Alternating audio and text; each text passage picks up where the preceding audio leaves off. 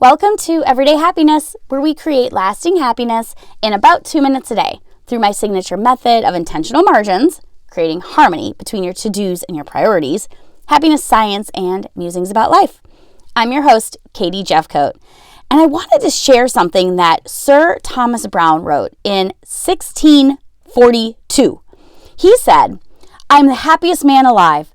I have that in me that can convert poverty to riches, adversity to prosperity, and I am more invulnerable than Achilles.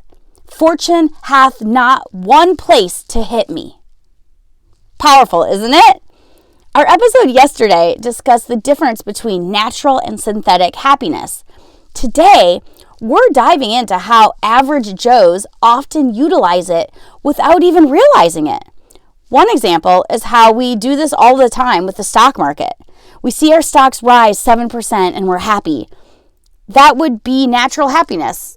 Then, at some point, if you've been in the game long enough, you see your portfolio drop, maybe even 10%.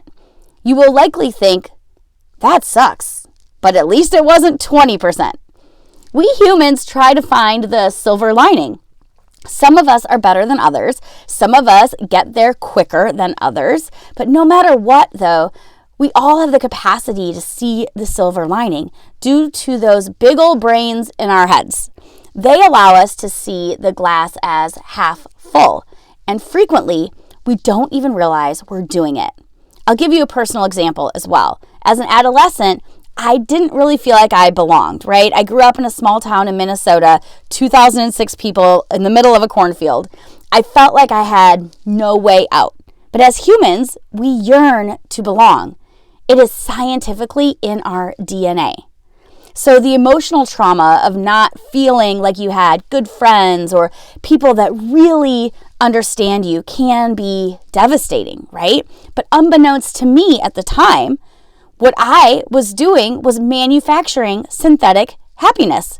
I did that by dreaming big about the world beyond the scope of my small town. My way out of a place I didn't feel like I fit in was going to law school.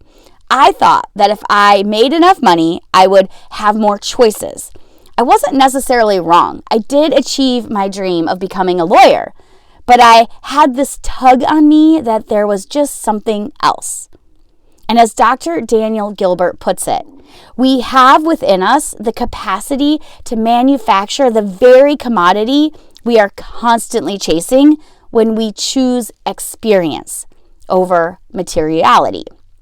That commodity is happiness. And with practice, he says, we can find more happiness through choice than we ever will through selfish pursuits of material acquisition. I found out that being a lawyer didn't make me happy anymore.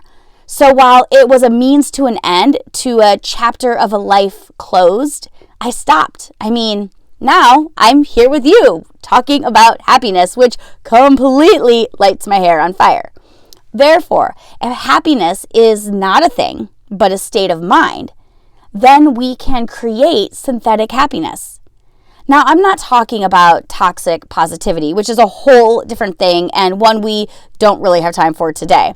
But what I am saying is that happiness science indicates that we can synthesize happiness. We don't have to wait for happiness to happen upon us. And we don't have to chase it or find it like some magical rainbow where you have to shake down some poor leprechaun. Instead, you can create it yourself. So tune in tomorrow to learn how. And remember, kindness is contagious.